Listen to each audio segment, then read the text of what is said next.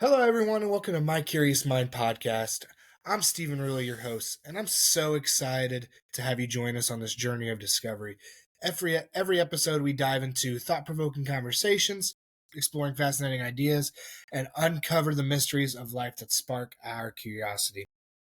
Whether you're into science, philosophy, personal growth, or just love to laugh and learn something new, you're in the right place. Before we get started, I did want to mention we do have merch. Please check the link in the bio to buy all things My Curious Mind and help our podcast grow. Also, if you're on Spotify, make sure you hit that follow button. And if you're on YouTube, make sure you subscribe and like this video. So, grab a cup of coffee, get comfortable, and let's explore the world together. Are you ready? Let's get started.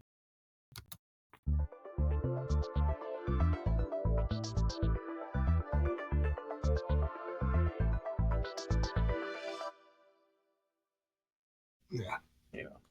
Anyway. Alrighty. So, we're live, fellas. What's going on? Nothing much. I heard the drive home was a little rough. I heard that same story this morning. Oh, you guys heard that? Man. Yeah. I just heard it. A little quick, if you know what I mean. Yeah. Is that your first? It was my first little run-in, yep. Yeah, your mom and dad were talking to me about it this morning. I was like, Steve, you used to have a motto back in school, speed, follow, or get out of the way. So, he's really just following your footsteps. My dad, I got a ticket once. I think I was going 15 over. Maybe I was going 20 over. My dad was all like, yeah, you should be a felon. Basically what mom was like, you should be in jail right now. You're lucky. Yeah. I'm like, man, everybody speeds. Yep. Yeah. I was just following traffic, too. I wasn't even, over speeding. And he's just like, he came up, she's like, yeah, you're the unlucky one. You were the one that I tagged. I was like, all right, can't really say I wasn't speeding because I know I was. 100%. It's one of those things where you're like, I could be a jerk here and try to get out of it, or I could just be on. I've always all like, yeah, my fault, officer. Yep. I'm too big of a pansy to be to be a jerk. Yeah. You guys that get older like me, and you'll stop speeding as much, Oh, I followed speed. I was 65 the whole way here. Yeah. Set that cruise. I'm not going anywhere over. Yeah. When I was younger, we would go out to Virginia. Carrie and I, it was a challenge to see how fast we could get there. And then, you got kids now. You throw a couple kids in the car, boy, that changes everything. Yeah, no, I drive, and once I drop the kids off at daycare, then it's like, okay, I gotta get to work. But yeah, to getting to daycare, it's all like, hey, the speed limit's 45. I'll go 44 and a half. Make sure I'm good. And then the kids are always like, play this, play that, play this, play that. Like, now they're getting to where they like songs. Mm-hmm. They're a big Forrest Frank fan. You know who Forrest Frank is? Yeah, Forrest Frank He's is a really good Christian singer. The kids love him. They always say, let's listen to Good Day. And I'm like, or the Sing, the Johnny, the Gorilla. Yeah. His song, they like his song too from that. But man, halfway done with your first year of college. Well, probably 3/4 of the way done with your first year of college. Yeah, pretty close. Yeah. 3/4 of the way done. Yeah. What's your experience been like so far? We'll talk about school. School-wise? Honestly, I think I don't want to say it's easier in high school because it's not. Workload-wise, I would say it's a lot harder just because, there's, here, get it done on your own.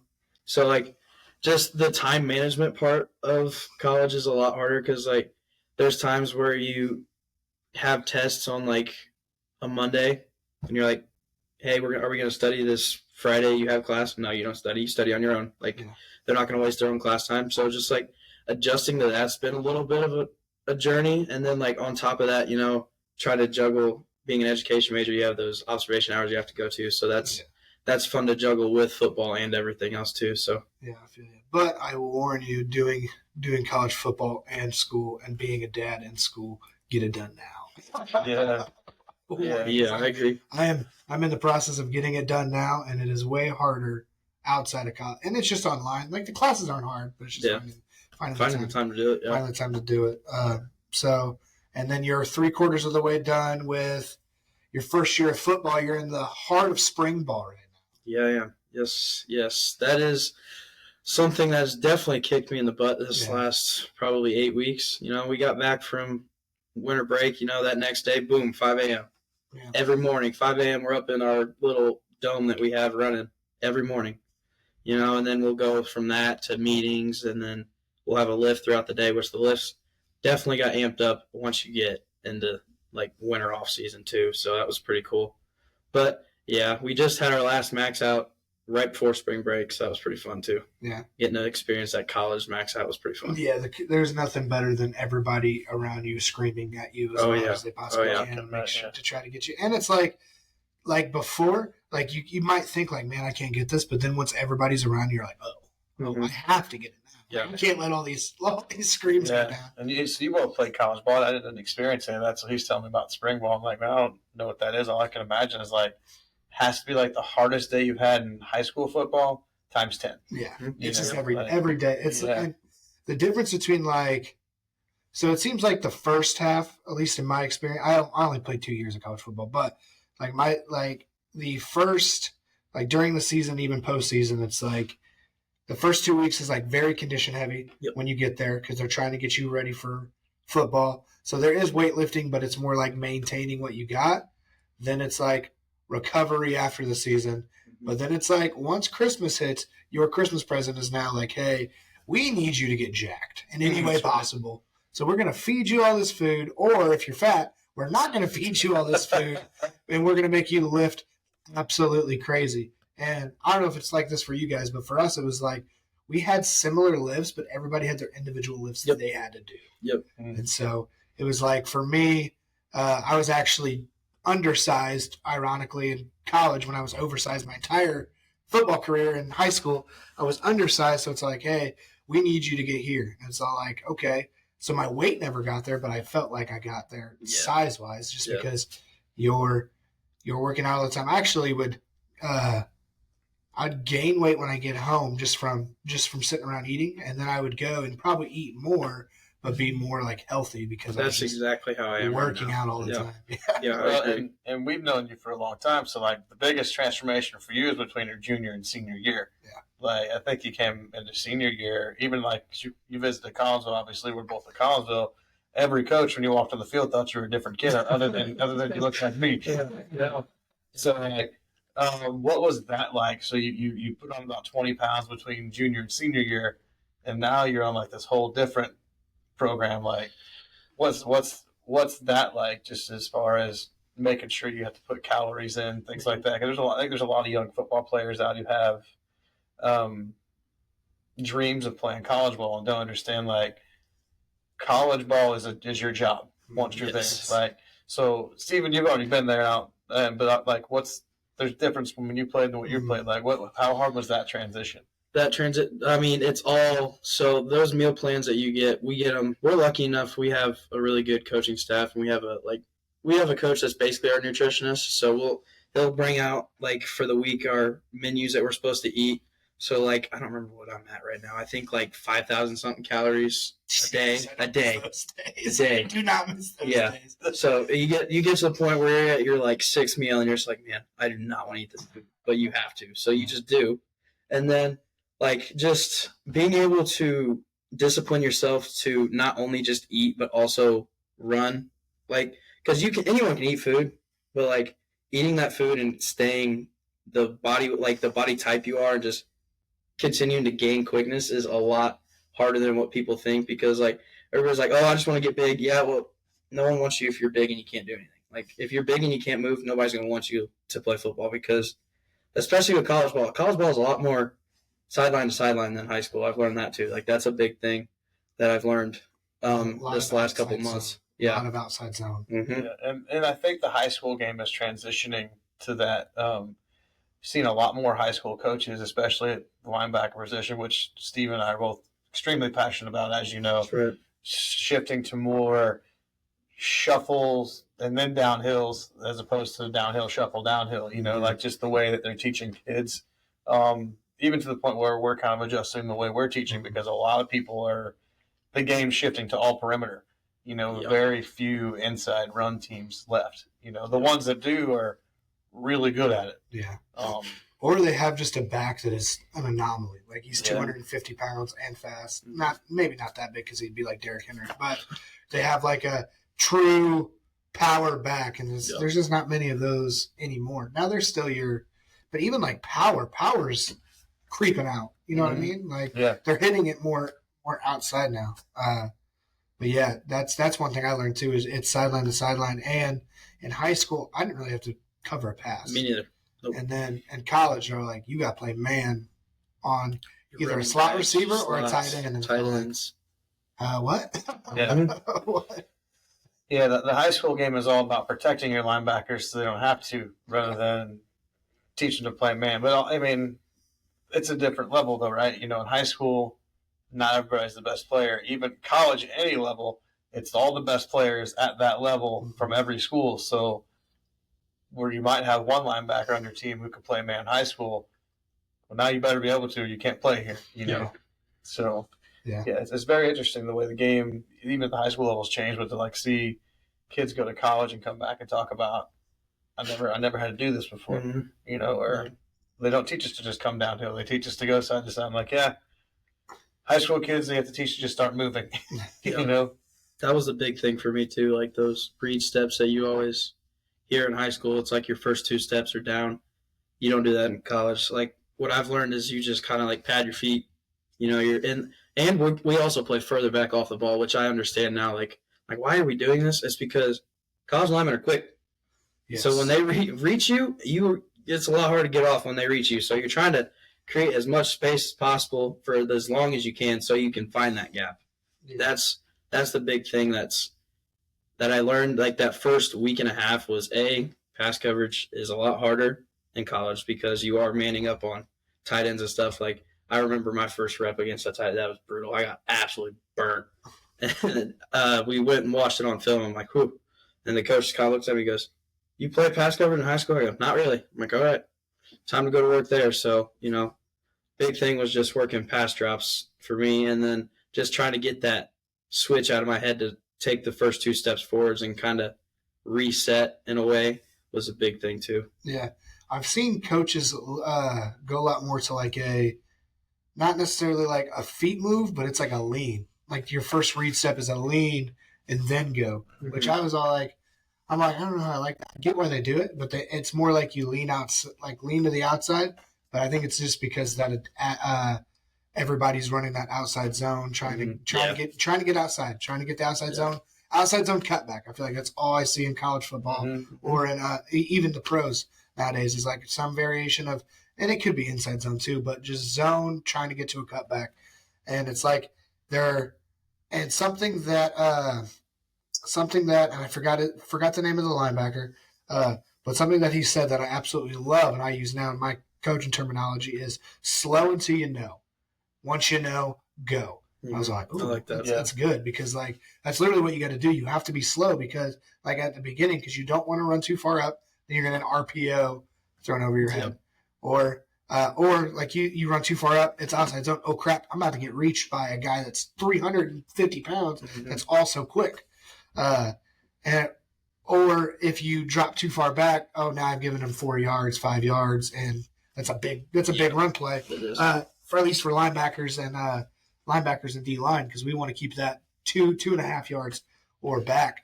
And so yeah, that's slow until you know, and then go. And then once you know, go. You got to be fast. And that was something that I was like, I never had to be fast because I could like my brains could get me there. Yeah. But then in college, it was like my brain got me there, but my slowness caught up to me. Sure. So it was like, oh man, now I got to develop, and I feel like that's why they break you down and then they build you up. Like I feel like I got down to like 170, and then they're all like, okay, let's get you up, and then my end of my freshman year, I was like, got down to like it was probably 175, and then they got me back up to like 205, but I was like a lean 205. Yeah. And but linebackers now they're just smaller and quicker. You know, everybody is.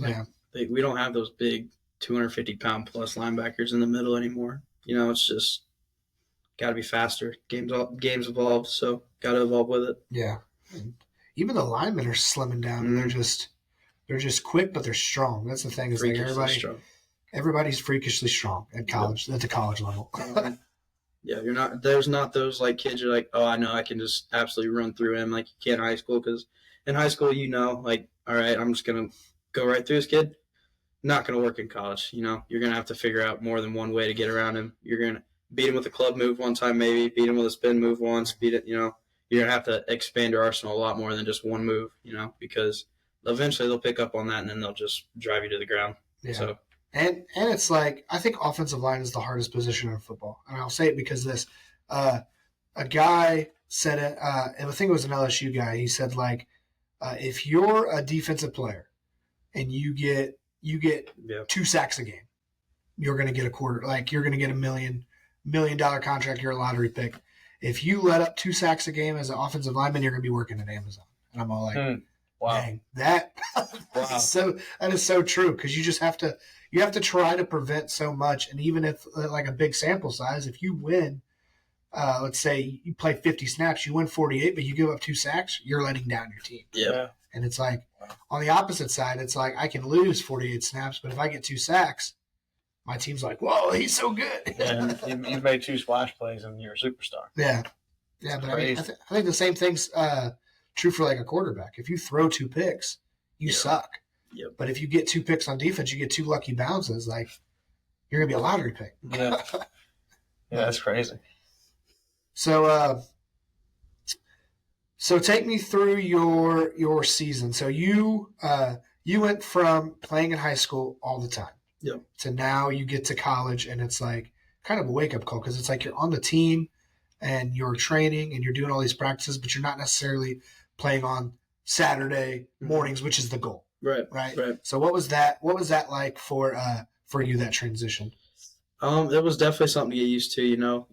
I've been playing varsity football since I was a sophomore, so and into my junior year, beginning of my senior year, I played both ways, so I never really came off the field.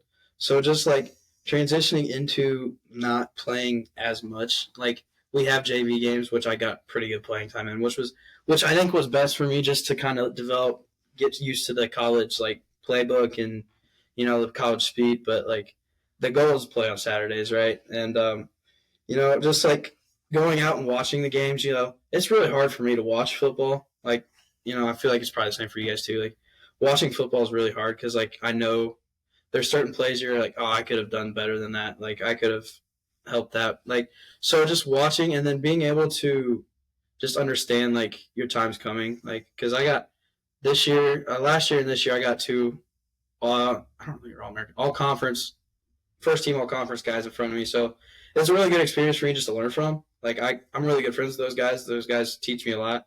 So just kind of like understanding, you know, just resetting back to like when I was a freshman in high school, you know, just like, hey, you got to wait your turn. You got to be prepared for when they do call your number. So when they do call your number, you go out and perform how you're supposed to. Yeah. A lot of guys, they're like, it just eats at them. And they're like, oh, I think it's just like an ego thing. Like they just played all this stuff in high school and then they get an ego check. Yeah. And it's like, in college, you have to fight for a special team spot. Mm-hmm. Yeah. Like special teams is a win. If you can produce at special teams at your freshman or sophomore level. So I was lucky at Greenville that it was a smaller school, so I got to compete for a starting spot right away. But a school the size of St. Ambrose, you guys probably have 120. Yeah, somewhere around 100, probably 100, 120 players just for Saturday. Yeah, like that's the goal, is just to play on Saturday. Yeah, like just to produce on special teams. It's like that.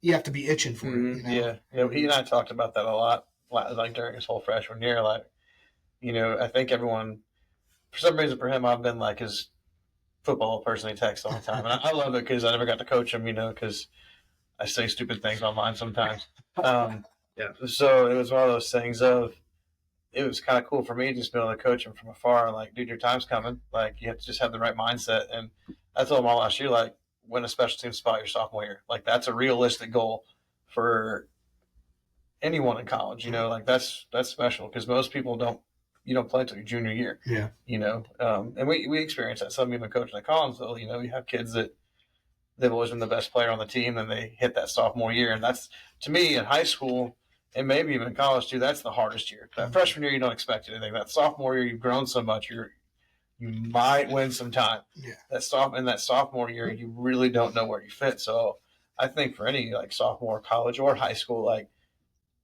winning a special team spot is a realistic goal. You know, so I mean, that's a huge part of the transition too. I mean, especially being a two-way starter. Yeah, luckily I didn't have to deal with that. I'm sorry about that. My junior year, I played both ways a little bit, but my senior year, it was like, hey, I know you're going to hate me for this, but you're just going to play linebacker. And I was like, but I think it helped me. I don't know what I ranked in conference, but I ranked up there in tackles, and I was on, I think it was either first or second team. I don't remember. I don't even want to talk about all conference, man.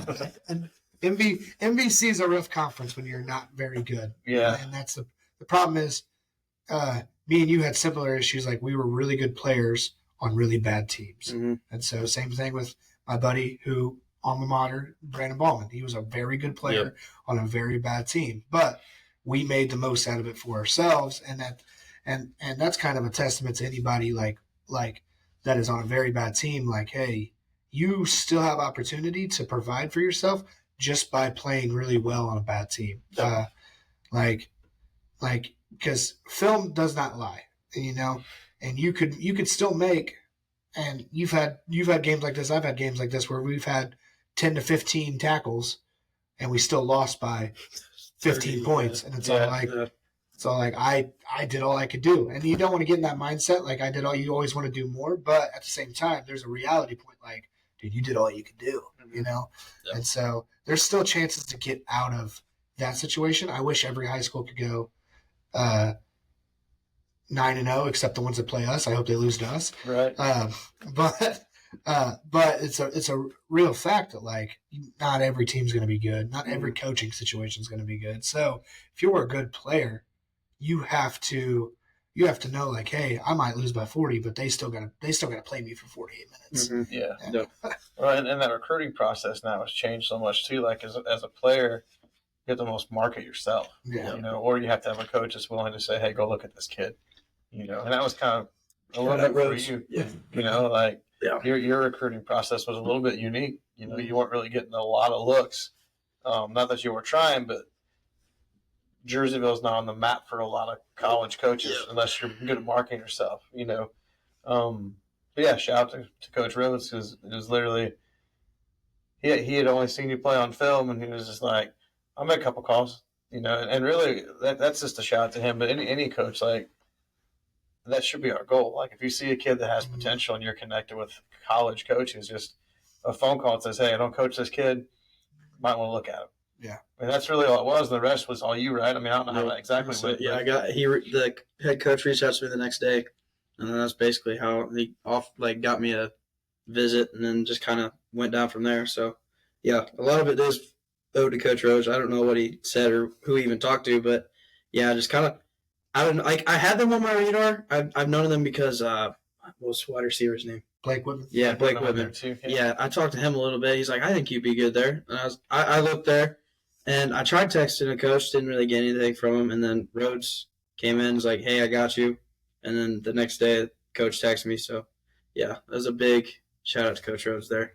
Yeah. And I saw that video, and it kind of made me mad as a coach, because it said, like, he was talking to high school players, and he says, hey, it's not your head, like, your high school football coach's job to get you recruited. And I'm all like, that is true, but I'm not a good coach then. Right. Like, if I have that mindset, like, hey, I don't have to get these kids recruited, I'm not a good coach. And I think Coach Rhodes does a very good job. He says, hey, every spring, he asked the kids, like, hey, who wants an opportunity to play college football? And you see, obviously, starters, they raise their hands, but even backups raise their hands. And he's like, okay, let's see what we can do. Yeah. Like, hey, if you're not a starter on our team, you're probably not going to go D2, and you're probably not going to go NAIA, or obviously not going to go to D1. And this is true for everybody. Like, if you want to play at the next level, there is an opportunity for you to get on a team. Not necessarily play on a team, but get on a team. Division III schools, you have to pay for them, but if you have really good grades, they'll pay you. But at the same time, you could be a less skilled player, but they're going to take you on their team if you have the grades, because it raises their GPA, which raises their funding. Right. That's just kind of the behind the scenes of college football. Like Yeah. all college coaches want their team to have the best GPA because then their president or their dean or whatever is like, hey, good job football, and that helps their funding out from the school. Yeah, and your GPA actually helped you a lot too because you had like a special like interview process too that ultimately is what got you kind of sealed the deal for the full ride. Like what was that like? Yeah, so I knew I had the offer football wise, and I think they covered like 25% tuition, which is a pretty good amount. To be honest with you, I was pretty happy with that. And then I got an email saying like, hey, you're one of the top prospective students for this like scholarship, which was a certain amount of GPA. I don't remember what it was. Like I think it's like a high 3 if you're on a 4-point scale. We were on a 5, so I was like a 5.1.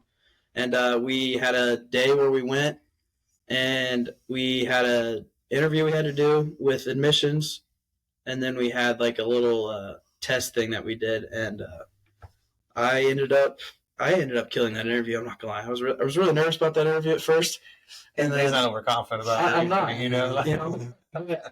I got in there. I shook her hand and I sat down. I don't know what it was. Just the calm came over me, and I just started talking. We just started talking for 20 minutes. I didn't think I was gonna be able to talk for 20 minutes, but like I could have said a lot more. But yeah, after that, I think a month and a half went by, and they called. They're like, "Hey, congratulations, you got that full ride scholarship. It covers full tuition, so you'll be covered." And then that's basically what sealed the deal for me on Ambrose right there. So I was really extremely blessed and lucky to have that opportunity. So no school like the free school. That's right. That's kind. And I would just say this, like miracles come in all shapes and sizes, and like I think that you have to give some glory to God there for like that peace that comes over you that you can't understand. Like that's a supernatural, like miraculous moment that you don't understand is even happening. I feel like we look for miracles in some of the weirdest ways sometimes. Like it has to be a miracle healing the body, or it has to be a relationship.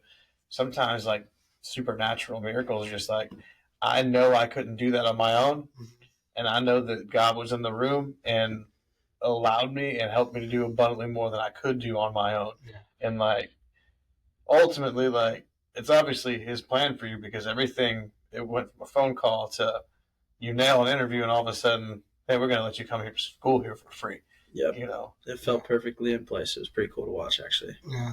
And that brings me to less of a football topic, but like you were talking about miracles. Like you two had very recently, less recent, but recently had miracles in your life that you never, like, you probably thought that they would happen, but at the same time, probably less for you. You're like, I don't know how I'm gonna get out of this. Yeah. And God really spoke and put His hand on the situation. So as much as you want to share, man, take us through that process and what that was like. Yeah, that was a crazy couple of years. So I wouldn't say it started my sophomore year, but like that's when the whole relationship started with, I'm not gonna say her name, but it doesn't matter.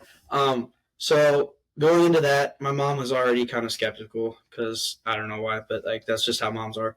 But what are you laughing at?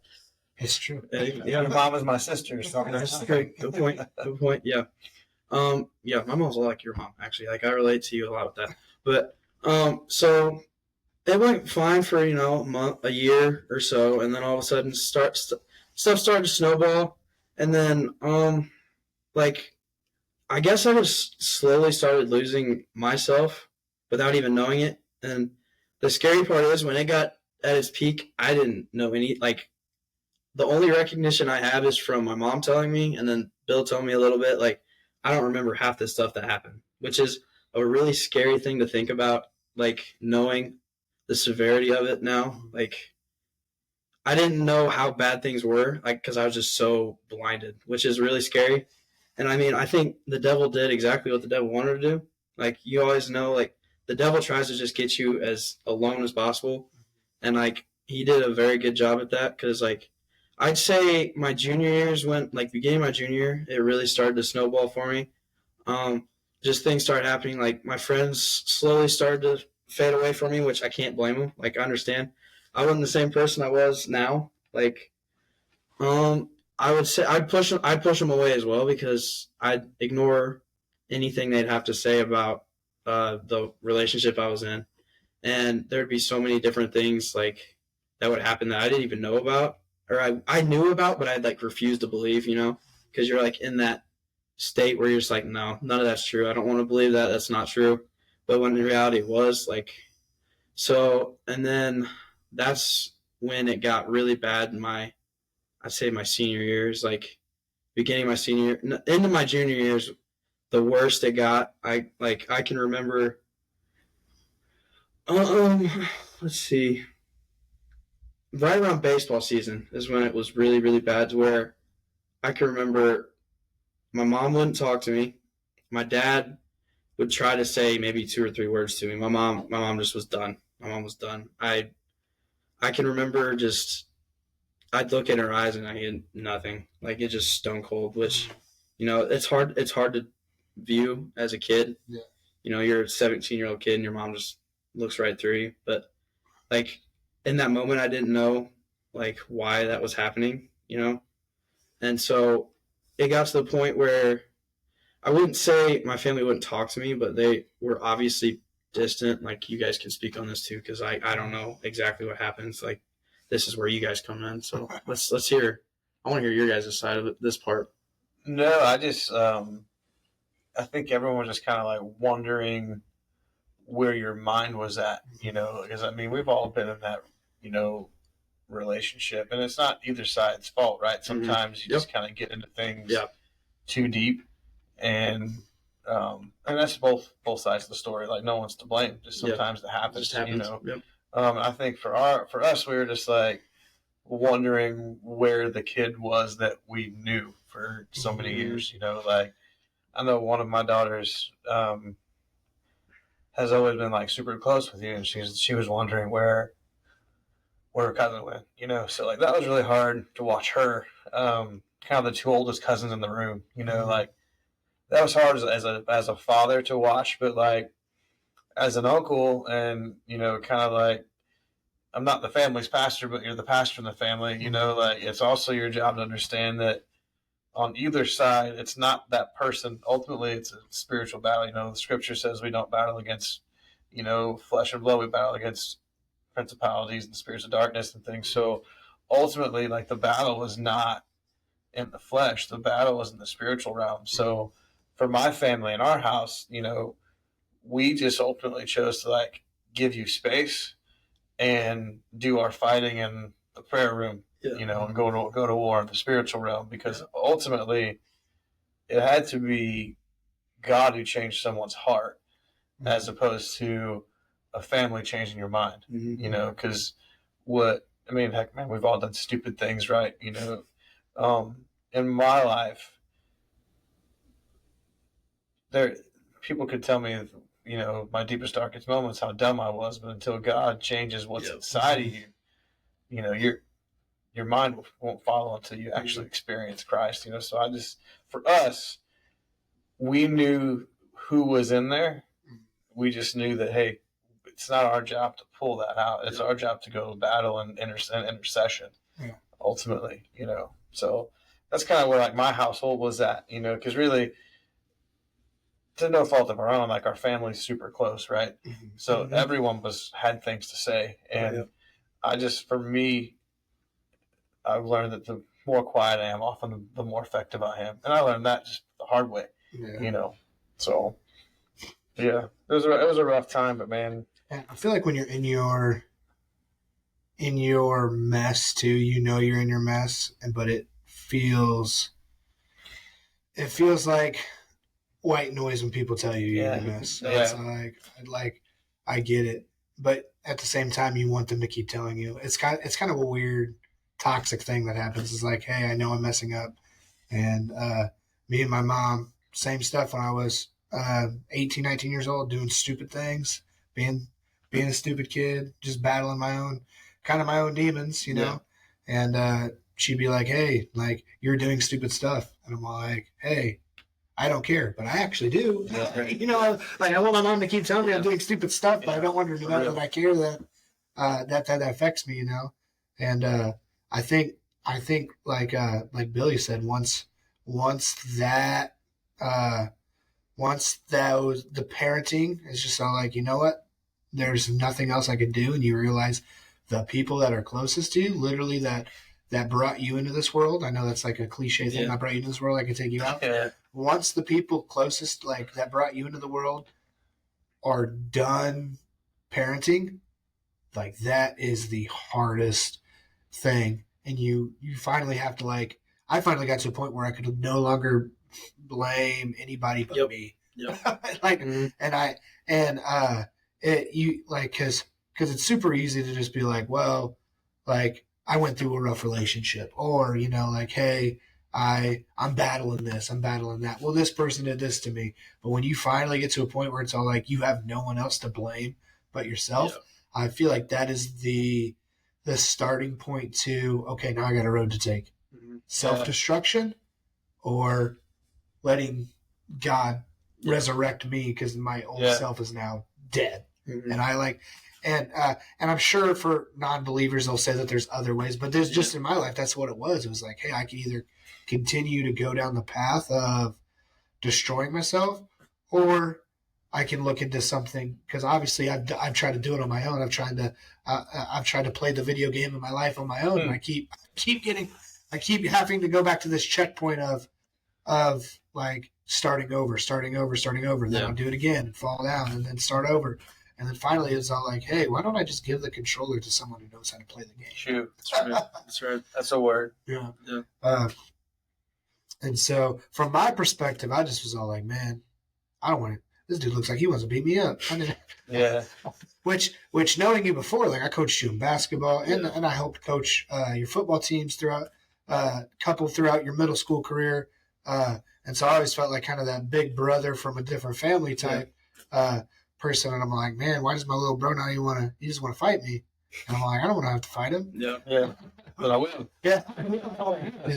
And so from a distance, it's just all like, I could see you going down similar paths that I went down, but I think it was still so, like, I was just so far away that I'm like, hey, man. And I think I kind of subconsciously knew, now I'm even talking about it, I probably subconsciously knew there's nothing that I can say, nothing that I could do to save him. He's just going to have to figure this one out.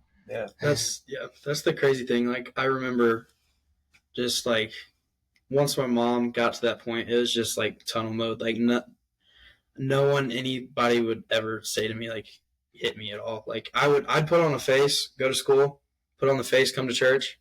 Like I'd shake people's hands, whatever. But like I tried really hard to not let people know what was going on the best I could.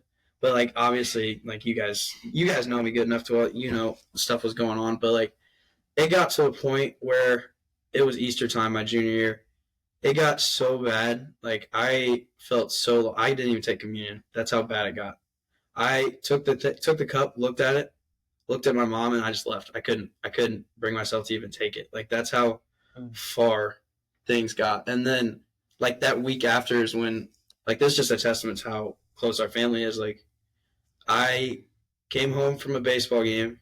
Like my daily schedule was get up, yell at my mom, yell at my dad, go to school, not talk to anybody, go to practice, half-ass practice probably. Like, I'm not going to lie, I kind of wasted my junior year of baseball, to be honest with you. Like, looking back at it, I didn't do anything I should have been doing. And then I'd go home, argue with my mom a little bit more, and then go to bed. Like, that was my day. And then that one day, I don't remember when it was, but my mom grabbed me by, like, the back of my jersey, shoved me in the car, and I just lost it on her. I remember, and then we were driving down the road. My mom was just like, stop. She got out of the car. She left. Like, she walked home. My dad took me home, got out of the car. My dad was ticked. And then I just remember, I don't know, everything just went black. And I remember, I guess, I hit my dad. I, like, punched him square in the jaw. My dad's a big dude, too, so. And he's bigger than I am. Yeah, he's bigger than Let's go, dude. So I don't know what came over me, but like everything just went black. I remember balling the fist up, and I remember connecting, and then everything just kind of like went black again. And all I remember is him grabbing me and like holding me up, like, why are you doing this? Just look me dead in the eyes, and I couldn't even talk to him. Like that's how just like dead inside I was. Like, like I couldn't even talk to my dad. And then I walked inside, and this is the first like starting to open. I walked inside, and like our living room, all of my siblings were sitting in there. Every single one of them ran to the room, like instantly ran into the room. And I'm like, that kind of hit me a little bit. Like it was slowly starting to seep in, like what I was doing, but I still didn't realize. And then this is when he came in. Like I don't know what you did, to be honest with you. You can keep going from here. I just showed up. Like, Amy had texted me and just kind of said, hey, things are kind of crazy. And I just said, I'm coming to town.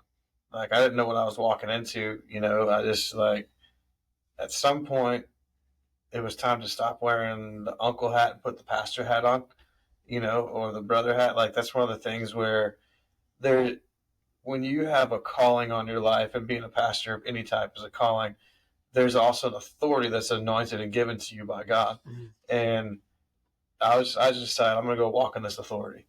And whatever has to happen, has to happen. Like, I was ready to fight. If I had to fight, I was going to fight, And he came in guns blazing. Listen, like, I haven't fought in a long time, but one time I could fight really good still, I'm sure, Damn, it's got all that, like, might not be as good as I once was, but I'm going to be as good once I ever was, By the time I got there, things had honestly kind of, like, just settled.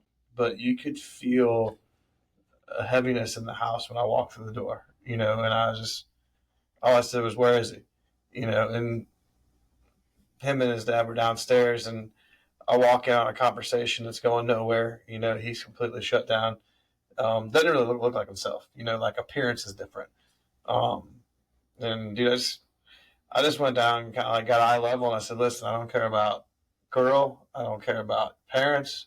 I don't care about what hat you need me to wear right now. I can put them all on. I can put any of them on. I just need you to talk to somebody. And I'm that person right now. Will you talk to me? And we just kind of talked a little bit from there, probably for about an hour. And really nothing was resolved that night other than he started talking to somebody. Like, nothing was fixed. It actually caused more trouble than probably that it fixed. But because what had happened was I gave him some advice and he took it the wrong way and then went and told his mom and dad that I said something. I'm like, that's not what I told him. Yeah. But at the same time, it's another one of those just like God moments, like when you understand that it's like Eddie was preaching last week with David and Goliath, right? Mm-hmm. The extreme underdog, like we were both standing in front of a giant that day. And I just understand, like, hey, in this moment, I ain't worried about what's in front of me. I ain't worried about the giant in front of me. Like, in this moment, it's all about what the Lord's going to do, and that was really what that moment was about for me. It was a step of faith for me of, I know I can't fix a situation, but God can, It was still a long process from there. Like, a miracle didn't happen then, no. But miracles are sometimes a process, Something that I like when I think about miracles is thinking about Jesus' first miracle when he turned water into wine. And when he was going through that, his mom told him to, so always listen to mom. But even through that, he didn't say, hey, like, here it is. He said, hey, go fill the jars. Yeah. Go do that. So sometimes you have to put in the work to get your miracle. Yeah. And so I think that's a testament, and kind of where I'm leading to next. Like, so how you're in a spot of like nothingness, dead inside. Things are bad. How did you crawl? How did you? And I'll ask it this way, even though it's not you, but how did you crawl out of that pit and then finally get to where you're at? Yeah, I can remember the exact moment when this happened. So I was driving home. It was late. I don't remember how late it was, but I drove past one of my friend's house, and I see every single, like, my friend group's cars were all there. I was like, oh, okay. Like, they're just kind of hanging out without me. Like, that hit me. And then I walk in the door of my house, and all my siblings run to their room again. And I remember just going into my room and just laying on the floor. I couldn't even get up. Like, I laid there for the rest of the night. And then I can remember just, I don't know what it was, but like all of a sudden, like I felt this like weight, and it was like suffocating weight. And then all of a sudden, I just hear kind of just like basically just saying, "Are you done? Are you done?" And then all of a sudden, this weight just like lifts, and I just like I remember like like gasping, and he goes, "Now watch this." And then the next day, I wake up. My mom actually talked to me that day, and I didn't argue or anything. Like, it was good. I was like, all right, cool, cool. My brother came up and gave me a hug. That was the big thing. Like, my little brother Carson was probably 5 at the time, 5 or 6. 5 or 6, came up, gave me a hug. Like, and he hasn't talked to me in months. Like, he was the first one that was terrible. Like, when I'd walk in the door, you could see just eyes of terror in his face. So, like, him giving me a hug, I'm like, all right, wow. So I went to school. One of my friends reached out. I was like, hey, let's go eat. I'm like, all right, cool. So I was like, slowly just like, wow. And then I went to bed that night, and God's like, told you. So like, I slowly just keep building and building and building, and I'll finally get to the point where I'm like, I can see the light out of the tunnel. I'm talking to Bill. I'm like, I need to get baptized. Like I just need to shed this old skin that everybody's seen, because like I did a really good job at destroying every reputation I ever had. So I basically had to start from scratch. So I'm like, let's completely wipe the slate clean. Let's do this the right way. So, and then I'll never forget that day when that happened in Bethalto. That was really, really, I really wanted to hold special under moment. longer, just to make sure. Yeah. No, that was a really special moment. I'm glad, there's a lot of pictures and stuff of it, but really the symbolism of the baptism that, people will see, it's just that outward expression of what's changed inside, and that was the thing when we had I challenged him, man, like, hey, like, we can dunk you in the water all you want, like, we could do that in a bathtub, in a swimming pool, in a creek. It don't matter. It's what you do in this moment that matters. Like, you're publicly professing your life has changed, and now it's just time to go live it. Mm-hmm. And he has. That I can, as far as I can tell. I mean, It's been a process, like, There's slip ups in traffic every now and then. I'm sure there are. hey, lead foot happens, but yeah. Yeah. Like, building relationships up from the absolute, probably lower than ground level, was basically how I spent my entire end of my senior year. Like, I'd reconnect with my friends, like, and they could tell, like, I understand why they did what they did, and like they would apologize. I'm like, there's nothing to apologize for. Like, I understand it was me, and so just like slowly building that, and then I think I'm finally to the point with my mom where I've built a strong connection, but it's never what it used to be. Like, I was a mama's boy, like, and I'll still always be a mama's boy, but like, in a way it's gone, but not. So I'm slowly starting to build that relationship back up with my mom, and just trying to live the life, like, because like new things are going to happen. Like, I remember the first time I brought a girl home after all this, that was the most awkward I think I've ever seen my mom. And I kind of felt bad, because I was like, I knew what she was thinking. And I'm like, Mom, we just gotta, like, I understand what you're thinking, but it's not the same. Like, you gotta trust me on this. So building that trust back up with like my entire family was a big process, but I'm really glad I did it, because I feel like it did grow my relationships with my family and my relationship with God closer, in a way like that would have never happened if this didn't happen. Yeah. Well, I think a big testament to kind of like God finishing what he started was, shout out to Crimson Chin. Crimson Chin, like, all right, I'll go to Guatemala with you. Like, this guy who, I mean, he was kind of constant, but he just like the rest of your friends, like, had checked out, Yeah. and then you kind of have this healing process, and he could see that, and I always say, like, your true friends are the ones who will ride with you even through the dark times, and then we get to go experience Guatemala, and he's like, I'll go, and it wasn't free to him, like, it was a trip we all had to pay for, but it was one of those things, like, it's kind of cool just to see God finish what he started, and he's not done, but it was a big step in the process too, because junior year, he's not taking that trip with you. No. You know, but you're also not having the heart of a servant to go and stay in Guatemala for a month. You know, so like that was a big step in like, all right, God, like we can see what you're doing, you know, and then just old Crimson Chin jumping in and like I was like, this is like a complete restoration of a friendship here, you know. And what was cool is we all got to watch it, you know, like just our little Guatemala crew, which we'll have to do a podcast with the Guatemala crew one time. Friday, we have enough seats. Bring back cheap keeps, you know. But just to continue on the subject of miracles, Billy, recently you've experienced a miracle in your own life. So one that was at not necessarily. I mean, I think it was scary because there was just a lot of unknown, and then so kind of walk us through that process and even kind of the what could have been very, very deadly. Yeah, so it was really crazy. Like a lot of people don't even know about the situation because Carrie and I are pretty private with our life most of the time. So we just don't tell people a lot of things, you know, but also everything happened really fast too, you know, but first off, let me say this, let me backtrack, you know, so the authority I was talking about isn't just for those who are called into ministry, you know, like it's when God gets a hold of your life, like you all have the authority that comes from the Word, and the Word of God is the ultimate authority. So I wanted to just kind of follow, like that's an encouragement to anyone. Like when you have a relationship with Christ, you receive the Holy Spirit, you should start showing the fruit of the Holy Spirit. Mm-hmm. And when you do that and you stand up the truth, like the truth is ultimate authority, you know. So, and that can go right into what we're talking about. So in situations like I was in, so kind of long story short, back in June, it was Memorial Week of last year, so 2024.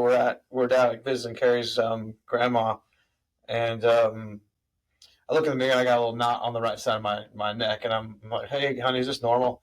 And she's like, "No, that's not normally there." And so, you know, I'm also having like chest pains at the same time. You know? So like, I'm very young, man. I'm in my 41 at the time, you know, and I'm having chest pains. And I got this knot. So as soon as we get back to Illinois, I go to the doctor, and they do, you know, some checkup, and they check my heart. My heart's good, and they're like, you probably got acid indigestion, but we need to get this knot looked at. It's pretty big, you know, and it was, I don't know, a couple inches at the time, you know, and so I did an ultrasound, all that, and came back as nothing. It's all smooth, but we should get you into an endocrinologist and probably an ENT. Just to make sure. And I don't know if anyone's had, you know, experience like this, but I could not get into anybody. It was crazy. Everyone was 6-8 months out. Everything was just, you'd have an appointment. Well, the doctor's not going to be in the office that day. Things have changed. So we got to move your appointment here. And, you know, I'm not blaming our medical system. I would just say, like, we need more doctors at this point, you know. Yeah. But so what ended up happening, and through all this process too, Carrie's grandfather passes away, and Carrie's grandma is 92, 93, like I forget because but she's the most amazing person I've ever met. Her family, you know, that's out her family, and lives alone. So through this process, while we're trying to figure out these appointments, Carrie's also having to go and stay in Virginia for months at a time, you know, and like loving to do it, you know, like, so finally I get in. So we're talking June of 2024 to December 27th of 2024. I'm trying to get into a doctor. And then like I have a Monday appointment and then a Wednesday appointment. One's an ENT, one's an endocrinologist. And go through the whole process. And everyone does their own checkup. They poke around my throat or whatever, and they order a biopsy. And like, mind you, the whole time everyone's saying it's nothing. Don't worry about it. It's nothing. It's nothing. You know, it was 95% of these things are nothing, right? So I'm like, cool, it's nothing. Well, all of January, Carrie is in Virginia. Mid-January sometime, I can't remember the day, like I'm here at work, like at the office. And I get a phone call, and they tell me I have thyroid cancer. And I'm like, wait. So you're telling me I might have thyroid cancer, or I do have thyroid cancer? And because the way they word things is sketchy sometimes, you know. And they're like, but don't worry, every cancer is the good cancer. I'm like, there is no good cancer. Like every cancer is scary. It's cancer. Yeah, it can be scary, you know. Like, so what the doctor says is your biopsy came back at a 95% or greater chance that it is cancer. But it still could not be. I'm like, so you're telling me I might could roll a 4. So I think the hardest part in that moment was, for one, you always put yourself in the situation of how will I react if I hear a diagnosis like that, you know, like the big C word that, you know, can be very scary.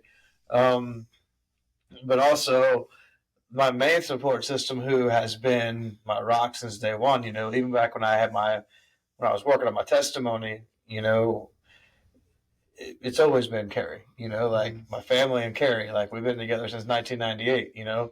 So she's in another state.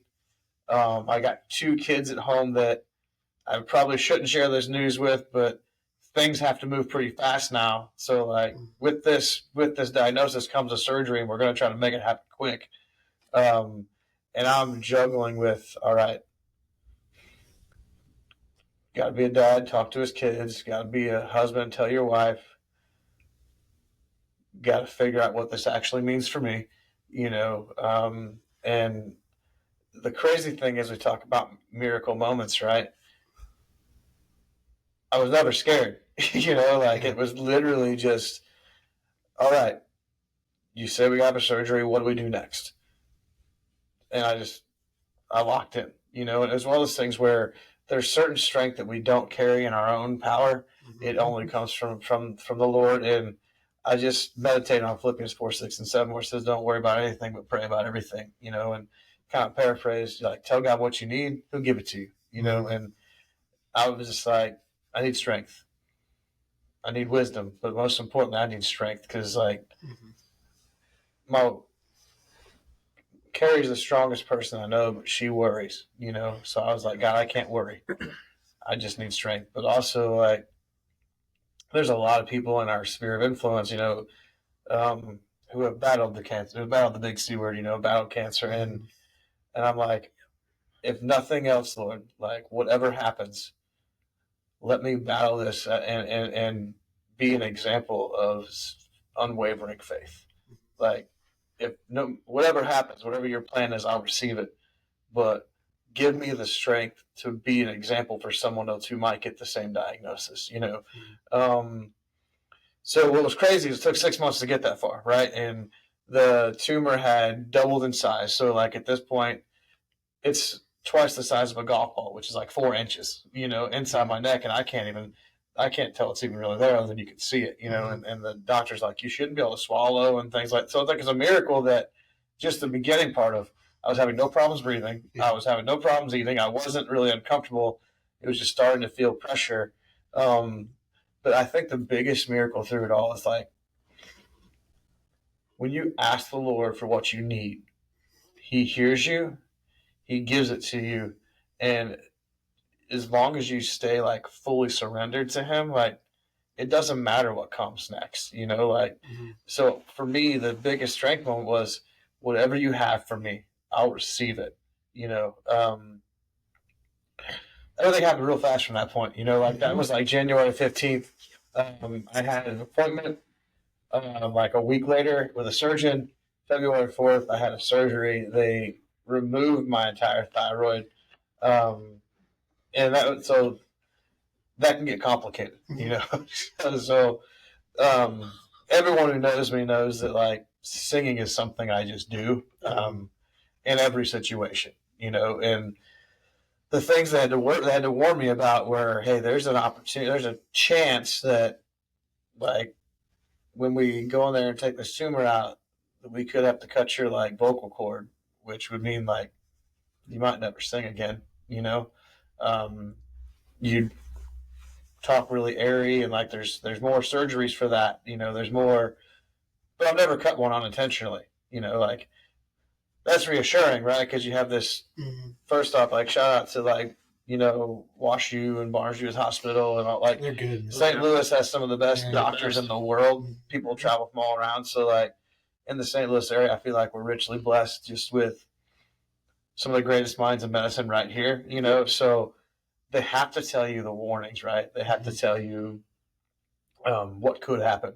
And the doctor's like, I've never had to cut one on. I've never cut one on intentionally. I'm like, well, that's really reassuring, And he goes, but sometimes I have to cut them on purpose. And he's like, I just have to let you know, like, this day could be the last day you ever sing, And I'm like, for the first time in the whole process, I was shook. Mm-hmm. And it's really just because, like, we all have these defaults we go to when we don't know what to say, what to do, how to react, don't know what emotion to use. Mm-hmm. Mine has always been singing. When I'm happy, when I'm sad, when I'm mad, singing, it helps me process. And I'm like, all right, what if I can't sing again? And also for someone who served in the church, like as long as I have, I often share this, like when I was 3 years old, I started singing hymns in church, like my little Baptist church in Otterville, Illinois, which, if you've ever been through there, it's a church and a stop sign. And it's more cars than houses. Yeah, more cars than houses, more dogs than people, but there's this little white church on the corner where I grew up in. And when I was 3 years old, they would bring me on the platform and, they'd pull a piano bench over so I could stand and reach a microphone stand. And, I was singing at 3 years old. And I'm thinking back and like I never thought like it was a near death experience, like I never thought, because every doctor I talked to was like, 95% chance it's not cancer. Oh, it is. Well, 95% chance we cut it out and it goes away forever, right? So like I never thought it was like, this is the end of me. In the back of your mind, there's always that, what if it is? Like what if it took 6 months to get in? What if it is? And at this point, I haven't told anybody still. We literally didn't tell anybody until we got the diagnosis. We had an appointment and a surgery scheduled. Then I was like, I better tell some people, So I don't really even have a support system built up. But it was kind of that same overwhelming piece. You can't explain it. This is where I think the miracles happen, right? Like it was the same thing. Like, all right, God, I remember that day in my office when I'm like, I just need strength, and whatever you have for me next, I'll receive it. And first off, those of us that struggle with like being mad at God, He can handle it. Mm-hmm. He's got some big shoulders. God and I had a cussing match in my truck, and it wasn't even like cussing. It was just like, I can't believe I'm walking through this, and it was really because might not be able to sing someday. Like I think about all these people that they get worse diagnosis than me, and I'm here I am I might not be able to sing, but again, I got to that point where I was like, all right, God, whatever you have for me next, I receive it. Whatever it is, whatever that assignment is, I receive it, and I trust you, and I just need strength. And man, strength is what I got. I don't know that anyone who I encountered during that whole process, like, would have even known that I was struggling internally, because I really wasn't. It was just like full surrender.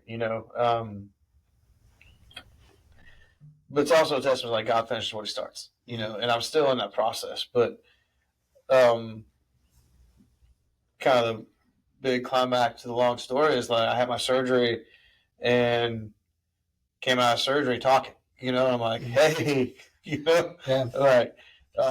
Which is very not likely, correct? Like not likely, not likely at all. A lot of folks come out of surgery barely able to whisper and things like that, because even then, like scientifically, it's still like your vocal cords got in a boxing match. So I came out of surgery and I'm like talking, and then that Sunday I was able to come to church and share the testimony of God's greatness and God's goodness and God's faithfulness, and most people were hearing the testimony of even like, hey, I had cancer for the very first time, because it happen that fast, Yeah. you know? And the main reason I wanted to share that testimony was, one, sometimes people get upset when you don't tell them your business. But for two, like, you don't go through things and have difficulties to not share the victory at the end, you know? And in my mind, I didn't care what was next. I already had my victory. Like, I had a diagnosis, I had a surgery, I came out talking. At least I knew, like, my voice was going to be there. Whether I ever sang again or not, I didn't care. The miracle was God gave me the strength I needed in that moment, and he gave me the peace to fully surrender it to him, that no matter what he has next for me, I receive it, you know. But he's not done yet, but God finished what he started. So it was February 4th, I had surgery. I'm a month out. I had one radiation treatment just to kind of make sure things were killed. And I had a CT scan after that, and there was no trace of cancer anywhere in my body. You know, like there was still like radiation in the throat where it was supposed to be, but it was just like essentially killing the remaining thyroid tissue, but there was nothing else. So like, you know, the process was like, hey, not only did I get the strength to walk through that, my voice is still there, but also like the reassurance and affirmation, like, hey, I've got this. I told you I had it. I took care of it. And now look, it's not there. You know, like there's no more. Like, what are we, six weeks out? Yeah, we're 6 weeks out. Singing today. So yeah, I was singing today with also, you know, not singing. Not great. You know, but it's one of those things where Carrie, you know, big shout out to my wife Carrie too, because she's not one who typically likes to be the leader, and she's had to step up in a major way. And we've had lots of people step in and help out too. You know, here at the church, Jeremy Drake's been awesome. Nina has been awesome. You know, but there's a lot of pressure that was instantly thrown on Carrie, who doesn't necessarily like to be the leader, and she, my opinion, has been killing it. But like, so she was leading today. I was like, hey, I'm going to be singing anyway. Like, just stand there because I was playing guitar, which wasn't planned. Like, I wasn't supposed to be on platform today at all, you know? And I said, like, you know, the doctor said to start taking my voice for a walk every now and again. You know, like, that's kind of like that's not just taking for a 100-meter dash real quick. That's not the words they use, but like the last time I saw him a few weeks ago, I was like, you're going to just start working on strengthening it, you know? So I was like, let's just put a microphone there, and as long as it doesn't sound bad, it can probably add to the day. Definitely adds to the testimony of, you know, not only did one, I believe that God somehow opened my eyes to something in the mirror that I wasn't seeing. You know, two, he guided a doctor's skillful hands. Like, people have to understand, like, sometimes miracles come through medicine. You're like, do we really believe that all things discovered in medicine weren't allowed by the Father? You know, so steady hand, miracle through medicine, through a great doctor, but, you know, just watching God finish what he started, you know.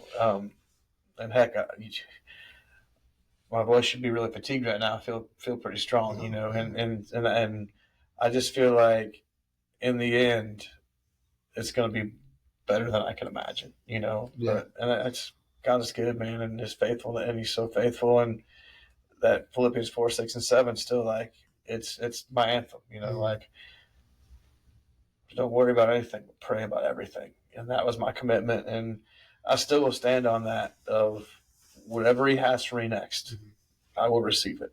Yeah, I feel like sometimes it gets thrown around as such a cliche verse until you need it. Yeah. I mean, and honestly, like, I had never really thought of it as a cliche verse, but it's one that just gets thrown out. But I'm like, man. Yeah, it's usually the anxiety verse. Like, hey, if you have anxiety, pray about it. And sometimes you're all like, thanks. Like, I know that. Yeah. But until you actually, and this is the thing about the Bible, like you can throw out any verse, and it can one day be like, all right, bro, thanks. Don't be anxious about anything. I'll try not to. But then when you start actually, I think this is what makes the Bible so true, is because, like, yes, they are words on a paper, but when you start practicing the words on the paper, it'll start changing your life. Yeah. And it's nothing that you can do.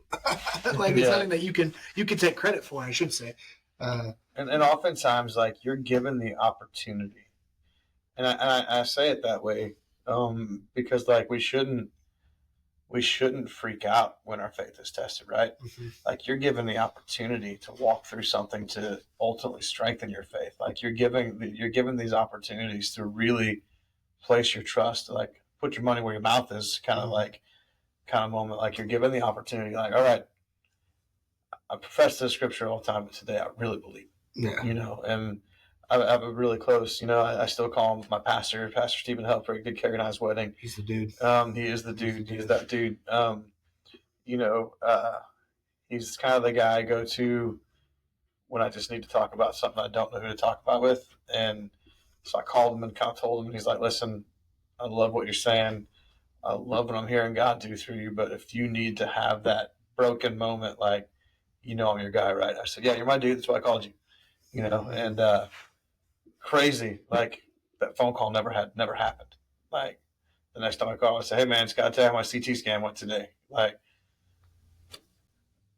I'm just declaring I'm cancer free, I'm just declaring we kicked cancer's ass in a month, like, and that might offend people be saying it that way, but like, I didn't do it, like, I'm just declaring that God's going to finish what he started. So kind of at the end of the process, I'll go back in 6 months, they'll do another scan. If it's gone, like, you kind of go back every year, but I just think it's, name it, claim it, and stand on it. And I'm just proclaiming that it's gone in the name of Jesus, and I stand on it.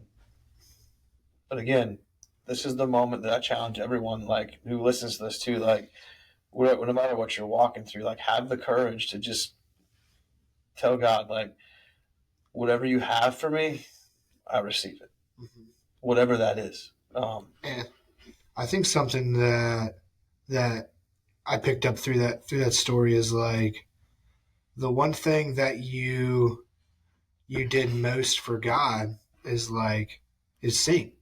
Yeah. And there was a point in there where it's like, hey, you may never get to do this again. And you could have easily said, like, God, I did this. I sang for you. I sang for you, kind of like building up your accomplishments. And I think God had to give you a moment to be like, hey, there's other ways that you can come to me. And and this is why when people say like comfortable faith is the way to go. No, like God said, hey, he had to make you uncomfortable to know, hey, this might not be an outlet for you anymore. Yeah. Like, you may have to show your praise to me in other ways, and you have to be okay with that. Yeah. And and it's one of those things too, like, it's funny because, like, my default's still singing, right? And I still do offer praise to God and singing. It just doesn't sound as good to me as it used to. But do we really believe that the Father only hears a voice that sounds good to the human ear? Come on, man. Yeah, like, if it's pure, if it's true, if it's really just like, probably more beautiful in that ear than expressing. It sounds like a dying seal to me. Like, literally, things that used to be so easy just don't sound good to my ears. But it's, again, like, to the Father. Yeah. It's probably more pure now than it was then, because it literally is all I have to give. Yeah. It's that heart posture of, man, I don't have much, but I'm lifting up every hallelujah I have right now. And it might not sound good. It might be ugly. It might be dirty. It might sound like a dying seal to my ear, but it's all I have to offer. Yeah. And I'm just trusting that it's acceptable to you, and I think that's a testament to the Father's heart. I mean, all he's ever asked for is our best, and to put him first and give him our first, so I did learn a lot. I've grown a lot, and I've had a lot of time to think and to pray. I won't say that I fasted because, like, it was not recommended to fast going through that surgery. So I actually gluttoned. But, I've had a lot more time. Like, I can't do anything, like, for a week and a half, 2 weeks, I had a tube coming out of my neck, Yeah, it's gross. But it gave me a lot of time to pray, to meditate, to study scripture, and to write a lot. I journal a lot, which Yeah. It gave me a lot of time to think about and just ask God, like, all right, what is my next assignment? Yeah. And I think that it's important for us to understand as believers, like, we serve a God who always wants us to be moving, always wants us to, like, he says, be still and know I'm God. It doesn't literally mean, like, just be still. Like, there are moments to just be still and to listen for his voice. But ultimately, our assignment is to share the gospel, and that requires movement.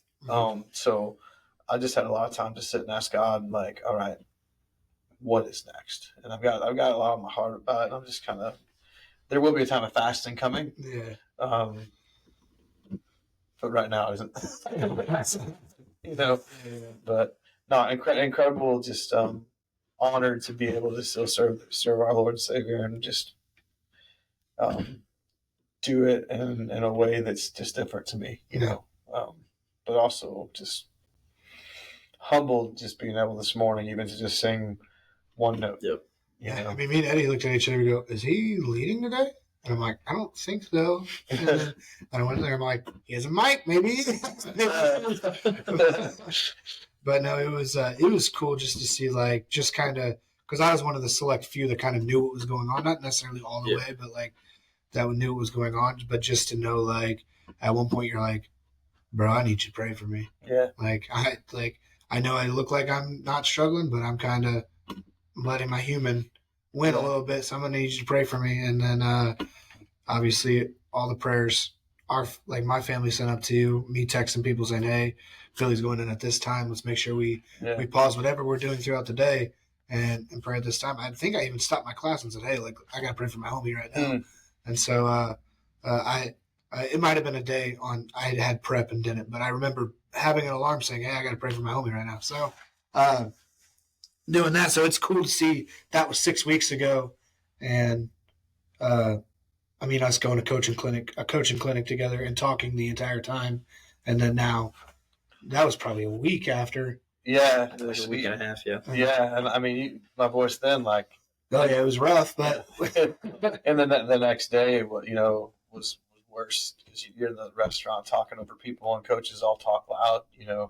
Yeah, we all want everybody to hear what we have to say. Yeah. What's funny though is, like, us coaching, I'm like, hey, here's the plan, man. I'll just use sign language and you tell everybody what I'm saying. That's the thing too, like overcoming and adapting. You just do what you got to do and trust the Lord's got you. Yeah. But yeah, and everything though, God is good and He's always working for the good of those who love Him. That's a very cliche thing, but like until you've experienced that, you don't really know what that verse means. And I love that song, "See a Victory." You take what the enemy meant for evil and you turn it for good. I believe we're starting to see at least some of the things that the enemy might have meant for evil. We're starting to see those turn for good already. So yeah. So Hutch, transitioning back to you, and we kind of hinted at this earlier. So we all had the chance to go to Guatemala, and obviously, if you listen to the show, we have 4 episodes dedicated just to our Guatemala trips. So go They're sweet. Pick those up. They are good. They're hilarious. They're funny. Yeah, they are very funny. You get to hear from Chief Keith. Yep. I won't say Gurley what Gurley was. Yep. But just go listen to him. You'll like it. So we got to experience that for a week. You literally lived there for an entire month. Yeah, this might be a separate podcast all that segment to cut this one. We're gonna have youth group show up in half an hour. So is it already full? It's full. It's like 90 minutes this point. So give us the short version, and obviously we can always come back and talk again. But like, what was that culture change like? Yeah, it was cool. So like the first thing though, I just want to say, like, it's kind of like how everything kind of came full circle. So after the whole baptism thing, it was really cool to see. I just remember laying there one night, and it's always when I'm asleep. I don't know what it is, but he's like, I can specifically remember the exact words. He's like, all right, you've seen what I can do with you, so now it's your turn to go out and do something for me. So I was like, kind of trying to figure out what that meant for a while. I'm like, what do you want from me? Like, And I'm like specifically like praying and searching for it. And then I remember the Guatemala trip was kind of like out of nowhere, right? It came out, yeah. Usually it takes a year to plan them. I was like, got opportunity, but it's like 6 months from now. Yeah, that popped up. I'm like, all right. So I started praying about that, and I'm like, yep, this is definitely where I need to be. So we got that all planned out. I went down there by myself. It's the first time I've ever traveled by myself, and I went across the nation. So that was an interesting experience in its own. We can talk about that some separate time. But, the culture shock, it's crazy to think how easy we have it here, and people just take advantage of that, because, like, even the smallest things, it was really easy to see the smallest little things make those kids happy. Like, you give them, I don't remember what it even was. I think it was a new marble, a kid that made the kid's day. Like, when you give a kid a marble now, he's like, what am I going to do with this? Kid played with it. We played marbles for hours. I remember that. So just like, living in the moment is something that I learned from there. So like, just the little things in life are really, really, really hard to come by when you really look at it. You're like, these are the reasons you live your life the way you do. And like, just living in the moment to see those things and not constantly looking ahead. Because when you do that, you look past it. And like these kids, they live in the day because they don't know what tomorrow will bring. Mm-hmm. Like they're there and they don't maybe necessarily know why they're there, but I feel like most of them do. So like just being able to help be there, was really cool. Just living in the house, I got to see some everyday things that a lot of people like you guys probably don't see. Like you guys get to see the kids for what, 2 or 3 hours out of the day, maybe something like that. Other times they're working or sleeping. Yeah. So like just being able to be in the house, you get to see the real world problems. You get to see like the trauma at firsthand, but also you get to see like God's grace at work as well. Like you guys get to see it too, but like it's just such on a grander scale because like you see kids just come in absolutely devastated by whatever's happened to them, and then, they're there for a while. Like I remember I was there when a kid came in, he was a mess and he's there. He got there the same day I got there and just a month difference was incredible to see. Like, just the joy, like his eye, like you could see it in their eyes, just like the world's beat them down and they just don't really even know why. And then you just kind of get to see that joy slowly come back in their eyes, which was really, really cool to see. Yeah. I think what they do really well, and we'll kind of wrap it up here, but and I actually did some like studying on my own just about like homelessness and like what's the problem of homelessness, and the number one cause of homelessness, at least in America, is the concept of catastrophic loss, which turns into catastrophic loneliness. And so one of the greatest men I've never met, and I wish I that's my goal to meet him before he dies, Alan Graham. He started a First Community Village in Austin, Texas, and that's really what it is community. Like that's what it's built around is community, and I think that's what Casa Bernabé does really, really well is community. Yeah. Like they're teaching the family structure to kids that have got abandoned, taken away, or even just like loss from their family, and they're saying, hey, we believe in family for that next generation, and so we're going to teach them how to do it. And I think they do really well, and I hope one day I can get Edgar on here and just talk about talk about what he does and how he does it, how he's and it's not even him, and he'll tell you that it's God. It's like like people ask him how he does it, and he's like, I just let God lead the way, and then I just am obedient to what he tells me to do. And it's one of the best orphanages, or not, if there could be a best orphanage, it's one of the best orphanages in Guatemala. Special. Yeah. So, well, we're wrapping up here. Thank you for coming on, bro. And we're going to show off my new St. Ambrose swag. And yeah, go luckily it's champion because you're getting a champion shirt as well. That's right. Shout out to St. Ambrose. Battle of Bees. Go Bees. Do they like Buzz and the do they like the Mighty Ducks? Yeah. All get together. That's